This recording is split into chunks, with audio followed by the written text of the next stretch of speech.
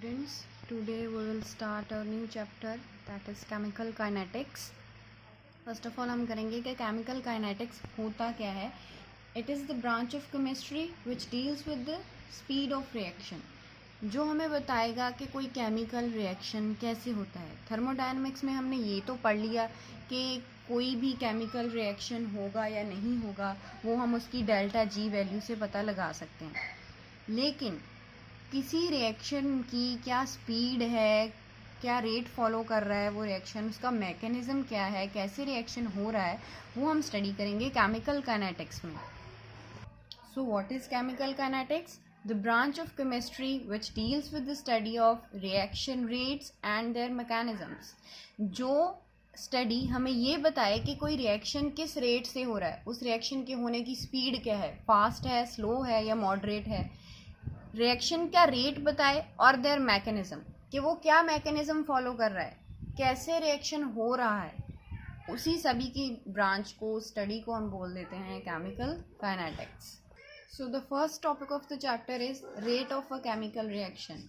Rate of reaction जब भी आएगा आपने यही दिमाग में रखना है कि स्पीड क्या है रिएक्शन की, किस स्पीड के साथ कोई रिएक्शन हो रहा है. जब भी हम किसी कार या किसी व्हीकल की बात करें तो उसकी स्पीड हम कैसे पता करते हैं?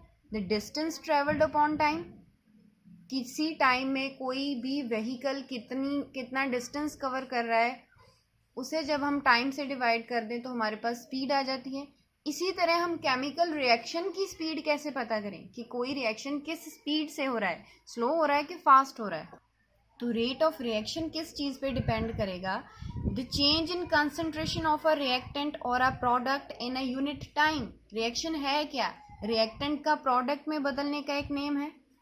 तो जिस स्पीड से रिएक्टेंट या प्रोडक्ट की कंसंट्रेशन चेंज होगी, उसी तरह से हम कह दें कि यही रेट ऑफ रिएक्शन है. अगर हम फर्दर बात करें ज़्यादा स्पेसिफिक होकर, तो रिएक्टेंट्स की कंसंट्रेशन डिक्रीज करेगी. So what is the rate of reaction? The rate of decrease in concentration of any one of the reactants. Reactants की concentration के rate of decrease को हम कहेंगे rate of reaction. लेकिन अगर products की बात करें तो products की concentration तो increase हो रही है जैसे जैसे reaction हो रहा है. So rate of reaction can also be expressed as the rate of increase in concentration of any of the products. Products की इंक्रीज ऑफ कंसंट्रेशन के इक्वल हो सकता है रेट ऑफ रिएक्शन. एक हाइपोथेटिकली रिएक्शन मान के चलते हैं. मान लो आर रिएक्टेंट पी प्रोडक्ट में चेंज हो रहा है. ये रिएक्शन हो रहा है, हमारे पास 1 मोल ही आर रिएक्टेंट्स है और 1 मोल ही हमारे पास पी प्रोडक्ट बन रहा है. तो अगर हम किसी भी T1 टाइम पे देखें तो आर की जो कंसंट्रेशन होगी मोलर वो R1 होगी, पी की P1 होगी. अगर टाइम T2 पर देखें तो R की कंसंट्रेशन R2 मान लेते हैं, P की P2. तो डेल्टा है रिप्रेजेंट्स द चेंज कि T2 माइनस T1 कितना आया, टाइम कितना चेंज हुआ. Delta R means rate of reactant, मतलब रिएक्टेंट्स का कितना चेंज हुआ उनके अमाउंट में, कंसंट्रेशन में. ये जो ब्रैकेट है स्क्वायर ब्रैकेट, ये मोलर कंसंट्रेशन को ही रिप्रेजेंट कर रही है. Delta P will be what is the change in the product concentration. Product की मोलर कंसंट्रेशन में क्या चेंज आया, that is P2 minus P1. तो हम रेट ऑफ रिएक्शन को दो तरीके से एक्सप्रेस कर सकते हैं, हमने पहले ही पढ़ा. तो फर्स्ट क्या होगा, rate of disappearance of R. Reactant किस रेट से डिसअपियर हो रहा है उसे हम कहेंगे rate of reaction. It is equal to decrease in concentration of R upon time taken. Decrease हो रहा है इसलिए हम माइनस साइन लगाएंगे. So delta R upon delta t. एक तो ये तरीका हो गया हमारे पास रेट ऑफ रिएक्शन लिखने का. ये तो हुआ कि रिएक्टेंट की फॉर्म में हम लिख रहे हैं कि रिएक्टेंट्स की कंसंट्रेशन डिक्रीज हो रही है, लेकिन हम इसे प्रोडक्ट की फॉर्म में भी लिख सकते हैं. So rate of reaction can also be expressed in terms of product. Rate of appearance of P. Increase in concentration of P upon time taken. P की कंसंट्रेशन किस रेट से इंक्रीज हो रही है upon time taken. So it will be positive क्योंकि increase हो रहा है. So delta P upon delta T. So ये जो हमारे पास दो रिएक्शंस जो रेट आए, minus delta R upon delta t plus delta P upon delta t, ये हमें एवरेज रेट ऑफ रिएक्शन बता रहे हैं कि पूरे रिएक्शन का क्या रेट है, पूरा रिएक्शन किस रेट से हो रहा है। तो एवरेज रेट किस चीज़ पे डिपेंड करेगा? Change in concentration of reactants और products and time taken to occur, कि कंसंट्रेशन कैसे चेंज हो रही है रिएक्टेंट्स या प्रोडक्ट्स की, और टाइम कितना लगा रही है चेंज होने को, उसी चीज़ पे डिपेंड करेगा किसी भी रिएक्शन का average rate. Average rate means जब हम पूरे रिएक्शन का रेट देखते हैं कि पूरा रिएक्शन किस रेट से हुआ। अगर हम ग्राफ प्लॉट करें concentration of reactant in with time and concentration of products with time, अगर हम रिएक्टेंट्स की कंसंट्रेशन देखें तो जैसे जैसे रिएक्शन होगा रिएक्टेंट्स की कंसंट्रेशन डिक्रीज करेगी विद रिस्पेक्ट टू टाइम, तो हमारे पास ऐसी स्लोप आएगी। लेकिन अगर हम कंसंट्रेशन ऑफ प्रोडक्ट्स के साथ टाइम का ग्राफ प्लॉट करें तो जैसे जैसे रिएक्शन प्रोसीड होगा प्रोडक्ट्स की कंसंट्रेशन इंक्रीज करेगी, तो हमारे पास ऐसी स्लोप आएगी रिएक्शन की। Further rate of average rate of रिएक्शन की बात करें, मान लो T1 पर R1 थी कंसंट्रेशन, T2 पे हमारी R2 कंसंट्रेशन होगी।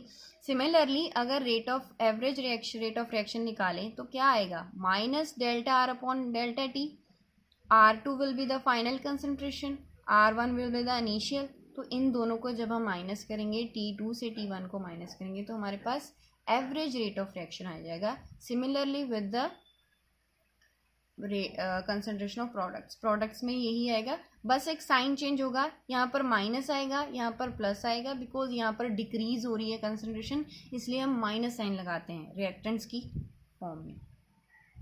नेक्स्ट हम बात करेंगे इंस्टेंटेनियस रेट ऑफ रिएक्शन की। जब हम कोई व्हीकल भी चलाते हैं, एक तो आएगी हमारे पास एवरेज स्पीड कि हमने कहाँ से शुरू किया, कहाँ ख़त्म किया, पूरा डिस्टेंस कितना टाइम लगा, उसे डिवाइड कर देंगे। लेकिन अगर हमने एक पॉइंट पर देखना है कि इस टाइम पे क्या स्पीड है, वो इंस्टेंटेनियस स्पीड होगी। इसी तरह हमारे पास इंस्टेंटेनियस रेट ऑफ रिएक्शन भी होगा, जो एक पॉइंट पर देखेंगे। That will be represent by R instantaneous, वो क्या आएगा? D upon d t. D जब भी हम लिखते हैं तो स्मॉल चेंज, थोड़ा चेंज होता है, डेल्टा लार्ज चेंज के लिए लिखा जाता है। तो rate of instantaneous rate of reaction क्या आएगा? D into P upon d T. इसी तरह रेट ऑफ इंस्टेंटेनियस अगर हमने रिएक्टेंट्स की फॉर्म में देखना है तो minus d into R upon d t. Units की बात करें तो हमें क्लियर है, ऊपर कंसंट्रेशन लिख रहे हैं हम, नीचे टाइम लिख रहे हैं, तो यूनिट्स क्या आएंगे? कंसंट्रेशन पर टाइम। कंसंट्रेशन हम मोल पर लीटर में एक्सप्रेस करते हैं, तो टाइम को सेकंड्स में, तो यूनिट्स हमारे पास क्या आ जाएंगे? मोल पर लीटर पर second. Now let us consider a reaction. एक रिएक्शन की फॉर्म में देखते हैं, Hg plus Cl2 it leads to the formation of HgCl2। इसका अगर हम रेट ऑफ रिएक्शन देखें तो minus delta Hg upon delta T, Hg की कंसंट्रेशन डिक्रीज होगी, उसे हम रेट ऑफ रिएक्शन की इक्वल करेंगे। सिमिलरली Cl की भी कंसंट्रेशन डिक्रीज होगी विद रिस्पेक्ट टू टाइम, वो रेट ऑफ रिएक्शन क्या आएगी? इन दोनों में माइनस साइन आएगा। प्रोडक्ट की कंसंट्रेशन अगर हम देखें फॉर्मेशन की, वो रेट ऑफ रिएक्शन की इक्वल होगी, ये पॉजिटिव साइन। ये तो आएगा हमारे पास रेट ऑफ रिएक्शन। यहाँ पर स्टोइचोमेट्रिक कोफिशिएंट जो है रिएक्टेंट्स और प्रोडक्ट्स के, वो सेम है। मीन्स मोलर कंसंट्रेशन सभी की, ये भी 1 मोल है, ये भी 1 मोल है, ये भी 1 मोल है, मोलर कंसंट्रेशन सभी की सेम है। लेकिन अगर हम किसी ऐसे रिएक्शन की बात करें जहाँ पर स्टोइचोमेट्रिक कोफिशिएंट हमारे पास सेम नहीं है, मोलर कंसंट्रेशन सेम नहीं आ रही। एग्जाम्पल इस इक्वेशन में क्या हो रहा है? When 2 moles of HI decompose it gives 1 mole of H2 and 1 mole of I2। यहाँ पर मोलर कंसंट्रेशन डिफरेंट होगी, तो स्टोइचोमेट्रिक कोफिशिएंट भी डिफरेंट हो गए रिएक्टेंट्स प्रोडक्ट्स के। ऐसे केस में हम रेट ऑफ रिएक्शन कैसे लिखेंगे? Minus delta HI upon delta T। अगर इसकी मोलर कंसंट्रेशन डबल थी तो हम इससे डिवाइड कर देंगे, जितनी भी अमाउंट उसकी ज़्यादा है उसी कोफिशिएंट से हम रेट ऑफ रिएक्शन में उसे डिवाइड कर देंगे। अगर ये 2 मोल थी तो यहाँ पर 2 आ गया। तो ये 1 मोल बन रहा है, तो ये ऐसे सिंपल ही आएगा delta H2 upon delta T, delta I2 upon delta T। अगर हम एक ऐसे रिएक्शन की बात करें, यहाँ पर बहुत ही ज़्यादा चेंज है स्टोइचोमेट्रिक के कोफिशिएंट्स में। 5 Br नेगेटिव, BrO3 नेगेटिव से मिलके 6H पॉजिटिव मिलके हमारे पास 3Br2 3H2, कितना डिफरेंस है, बहुत अलग अलग स्टोइचोमेट्रिक कोफिशिएंट्स हैं। तो ऐसे केस में हम रेट ऑफ रिएक्शन कैसे लिखेंगे? माइनस, बिकॉज रिएक्टेंट है, delta Br negative upon delta T, तो ये 5 मोलर है, तो इसलिए हम 1/5 हम 5 से डिवाइड कर रहे हैं। ये 1, इसकी मोलर कंसंट्रेशन 1 ही है, तो ये सिंपल ऐसे ही लिख लेंगे। ये 6 है, तो इसे 6 से डिवाइड कर देंगे पूरे रेट ऑफ रिएक्शन को। सिमिलरली इसे 3 से और इसे भी 3 से। तो ऐसे केसेस में जहाँ पर स्टोइचोमेट्रिक कोफिशिएंट्स डिफरेंट आ रहे हैं, तो हम उसी कोफिशिएंट से उस रेट ऑफ रिएक्शन की वैल्यू को डिवाइड कर देंगे। फर्दर ये यही लिखा हुआ है कि गैसियस रिएक्शन में हम कांस्टेंट टेम्परेचर और कंसंट्रेशन पे जब वर्क करते हैं तो rate of reaction partial pressure के भी इक्वल आ सकता है हमारे पास। So the next topic is factors affecting the reaction rate. एक रेट ऑफ रिएक्शन को कौन से फैक्टर इन्फ्लुएंस करते हैं वो स्टडी करेंगे। Rate of reaction depends upon experimental condition such as concentration of reactants, temperature and catalyst. ये 3 factors हैं जिन पे किसी भी रिएक्शन का रेट डिपेंड करेगा। First is concentration of reactions. ज़्यादा कंसंट्रेशन होगी रिएक्टेंट्स की तो रिएक्शन भी फास्टर होगा। अगर रिएक्टेंट्स की कंसंट्रेशन कम होगी तो रेट ऑफ रिएक्शन भी डिक्रीज कर जाएगा। टेम्परेचर की बात करें तो टेम्परेचर इंक्रीज करेंगे तो रेट ऑफ रिएक्शन भी बढ़ेगा। ये एक्सपेरिमेंटली पता लगाया गया है कि जब हम 10 डिग्री टेम्परेचर राइज करते हैं तो रेट ऑफ रिएक्शन डबल हो जाता है। ठीक है, तो ज़्यादातर हम देखते हैं कि रूम टेम्परेचर पर तो बहुत कम रिएक्शंस होते हैं, हमें हीट करना पड़ता है, टेम्परेचर प्रोवाइड करना पड़ता है। इंक्रीज टेम्परेचर पर ज़्यादा रिएक्शंस होते हैं, तो टेम्परेचर इंक्रीज करेंगे रेट ऑफ रिएक्शन भी इंक्रीज करेगा। नेक्स्ट आती है बात कैटालिस्ट की। कैटालिस्ट क्या होता है? कैटालिस्ट जनरली रिएक्शन में प्रेजेंट तो होते हैं लेकिन वो कंज्यूम नहीं होते, वो एज इट इज़ रहते हैं, लेकिन वो रेट ऑफ रिएक्शन को बहुत टाइम्स इंक्रीज कर देते हैं। तो अगर कैटालिस्ट होगा तो रेट ऑफ रिएक्शन बहुत ज़्यादा इंक्रीज करेगा। अगर आपको एग्जाम में ये क्वेश्चन आता है factors influencing rate of reaction, तो आपने ये तीनों पॉइंट्स थोड़े डिटेल में एक्सप्लेन करके आने हैं। नेक्स्ट बात करेंगे dependence of rate on concentration. तो ये तो हमने पढ़ लिया कि किसी भी टेम्परेचर पर किसी केमिकल रिएक्शन का रेट जो है वो रिएक्टेंट या प्रोडक्ट की कंसंट्रेशन पे डिपेंड करेगा। जब हम रेट ऑफ रिएक्शन को रिएक्टेंट्स की कंसंट्रेशन के फॉर्म में लिखते हैं, रिएक्टेंट्स की कंसंट्रेशन की फॉर्म में, नॉट प्रोडक्ट्स, रिएक्टेंट की कंसंट्रेशन की फॉर्म में लिखते हैं, तो उसे हम रेट लॉ, रेट इक्वेशन या फिर रेट एक्सप्रेशन कह देते हैं। फर्दर थोड़ा सा डिटेल करेंगे रेट एक्सप्रेशन और रेट कांस्टेंट के बारे में। जब रिएक्टेंट्स की कंसंट्रेशन इंक्रीज होगी तो रेट ऑफ रिएक्शन भी इंक्रीज होगा, लेकिन जब जैसे जैसे रिएक्टेंट की कंसंट्रेशन डिक्रीज होगी तो रेट ऑफ रिएक्शन भी डिक्रीज होगा। तो बेसिकली हम ये कह सकते हैं कि रेट ऑफ रिएक्शन डिपेंड करता है कि रिएक्टेंट्स की कंसंट्रेशन कितनी है रिएक्शन में। Late us consider a general reaction. एक जनरल रिएक्शन के फॉर्म में करते हैं। मान लो ये रिएक्शन है हमारे पास, यहाँ पे स्मॉल ABCD स्टोइचोमेट्रिक कोफिशिएंट्स हैं रिएक्टेंट्स और प्रोडक्ट्स के। तो रेट एक्सप्रेशन हम कैसे लिख सकते हैं? It will be directly proportional to the concentration of A and B। A और B की कंसंट्रेशन के डायरेक्टली होगा, हमने पहले ही पढ़ा कि डायरेक्टली प्रोपोर्शन होती है rate of reaction concentration of reactants की। तो हम rate of reaction directly proportional into concentration of A into concentration of B लिख सकते हैं। यहाँ पर A और B नहीं लिखा गया, X और Y लिखा गया है। ये एक्सपेरिमेंटली जब रिएक्शन किए गए, जब डाटा कलेक्ट किया गया, तो ये पता लगाया गया कि रेट ऑफ रिएक्शन स्टोइचोमेट्रिक कोफिशिएंट्स की कंसंट्रेशन पर डिपेंड नहीं करता, वो अलग उसके फैक्टर्स होते हैं, उन पर डिपेंड करता है। इसीलिए यहाँ पर A और B नहीं, X और Y लिखा गया है। ये इक्वल हो भी सकते हैं, नहीं भी हो सकते।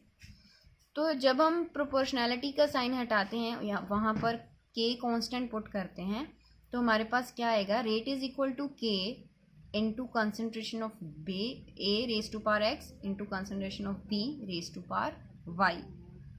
तो इस जब रेट को हम रिएक्टेंस के लिखेंगे minus d into R upon d t, तो इस इक्वेशन को हम क्या बोल देंगे, डिफरेंशियल रेट इक्वेशन। यहाँ पर के क्या डिनोट कर रहा है, एक कांस्टेंट है, उसे हम कहेंगे rate constant of the reaction. So rate law क्या है, rate law is the expression in which reaction rate is given in the terms of molar concentration of reactants with each term raised to some power which may or may not be stoichiometric coefficient of the reacting species in a balanced chemical equation। चाहे एक balanced chemical equation में हमें स्टोइचियोमेट्रिक coefficients पता चल जाते हैं, लेकिन rate law एक ऐसा एक्सप्रेशन है मोलर कंसंट्रेशन ऑफ रिएक्टेंट्स की फॉर्म में, जहाँ रेज टू पावर हम कुछ पावर्स होती हैं रेज टू पावर, लेकिन वो स्टोइचियोमेट्रिक कोफिशिएंट सेम हो भी सकता है उनके और नहीं भी हो सकता। ये आपको अभी एक्सप्लेन करती हैं। Late us consider a reaction.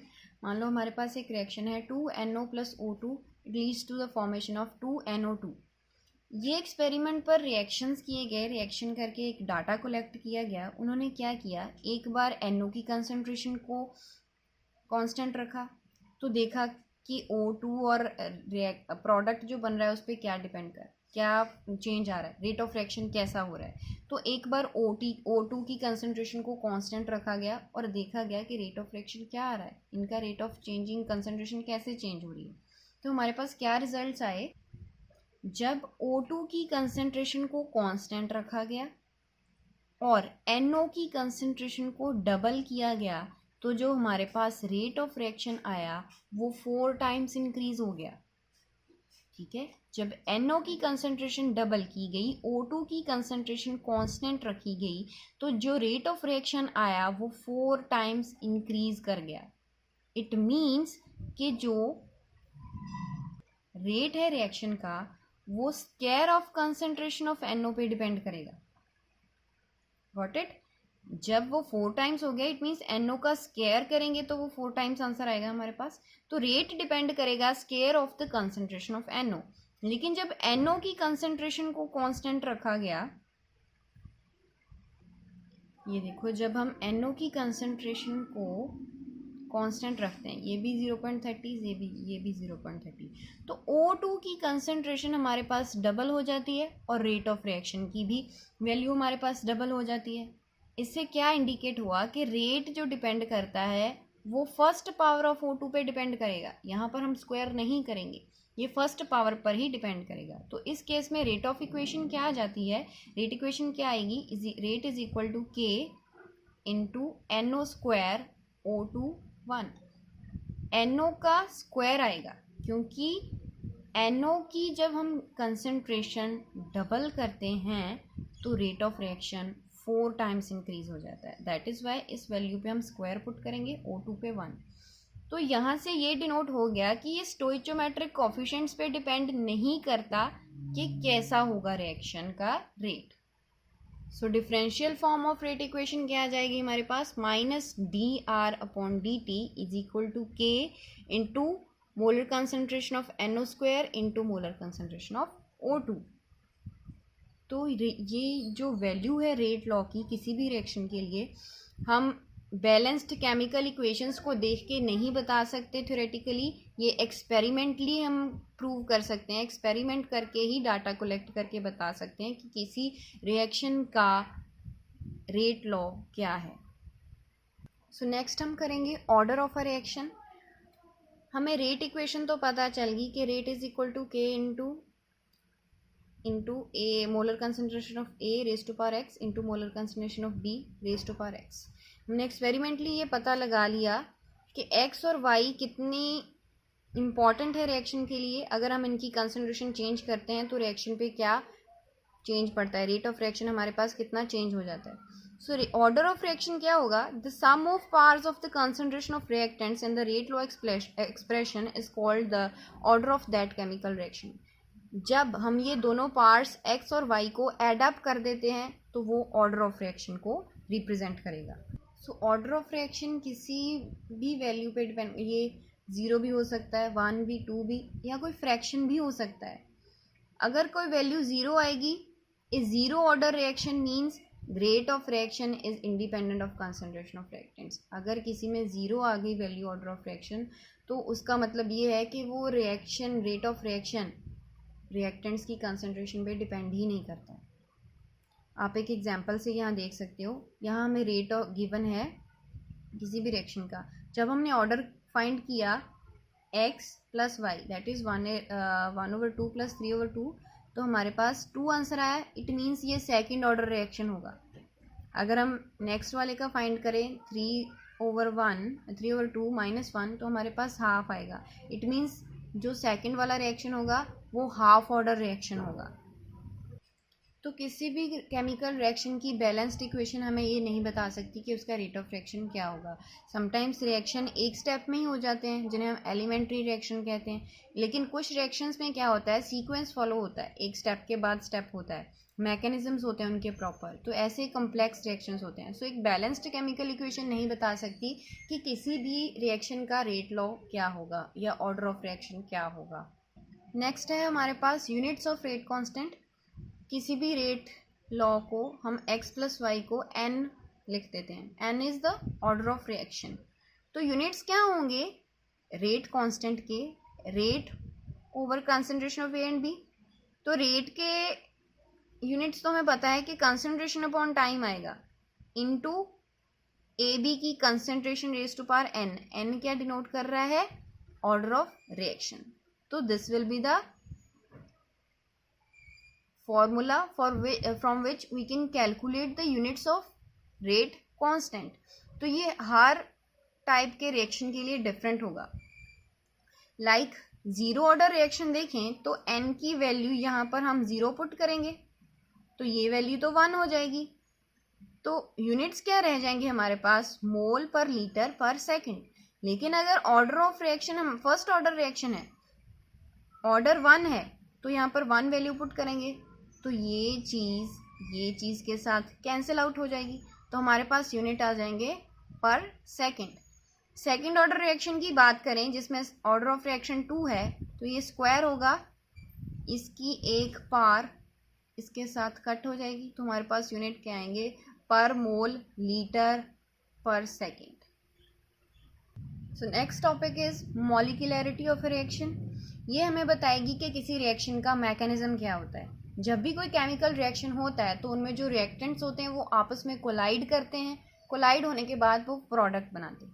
तो basically molecularity of a reaction is the number of reacting species taking part in a elementary reaction. Elementary reaction means single step reaction which must collide simultaneously in order to bring about the chemical reaction। उसे हम कहेंगे molecularity of reaction।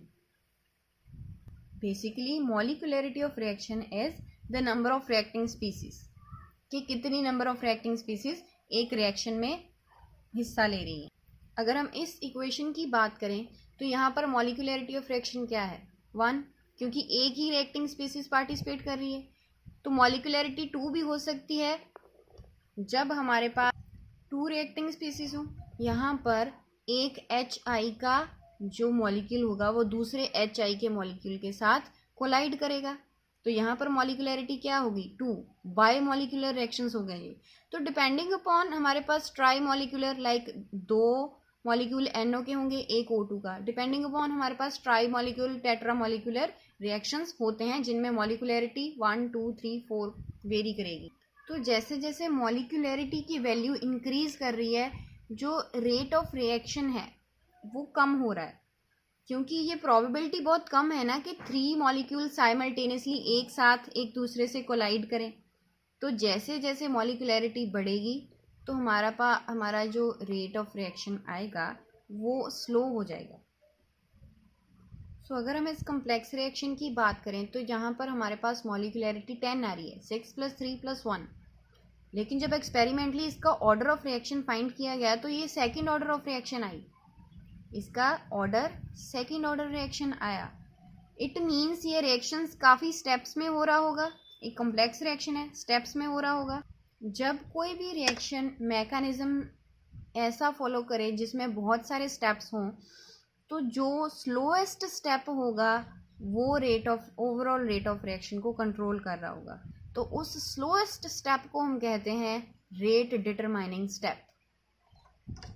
तो अगर हम इस equation के mechanism को study करें तो ये दो स्टेप्स को फॉलो कर रहे हैं, लेकिन इसका जो फर्स्ट स्टेप है वो स्लो रेट पे हो रहा है, सेकंड स्टेप जो है वो बहुत फास्ट रेट पर हो रहा है। तो यहाँ पर जो फर्स्ट स्टेप है मैकेनिज्म का, that will be the rate determining step, जो स्लो है। So we can conclude that order of reaction हम एक्सपेरिमेंटली ही फाइंड आउट कर सकते हैं, ये जीरो भी हो सकता है या फ्रैक्शनल भी हो सकता है, लेकिन मॉलिक्यूलैरिटी जीरो नहीं हो सकती। Further order is applicable to elementary as well as complex reaction. जो ऑर्डर है वो एलिमेंट्री सिंगल स्टेप और कम्प्लेक्स रिएक्शंस दोनों पर एप्लीकेबल है, लेकिन मॉलिक्यूलैरिटी सिर्फ एलिमेंट्री रिएक्शंस पर ही एप्लीकेबल है, कम्प्लेक्स रिएक्शंस में इसका कोई मीनिंग नहीं रह जाता। अगर कम्प्लेक्स रिएक्शंस की बात करें जिनमें मैकेनिज्म के स्टेप्स होते हैं, तो ऑर्डर कौन सा स्टेप देगा, जो स्लोएस्ट स्टेप होगा, जिसे हम रेट डिटरमाइनिंग स्टेप कहेंगे, लेकिन मॉलिक्यूलैरिटी स्लोएस्ट स्टेप की सेम होगी, जो कि ऑर्डर होगा ओवरऑल एक रिएक्शन का।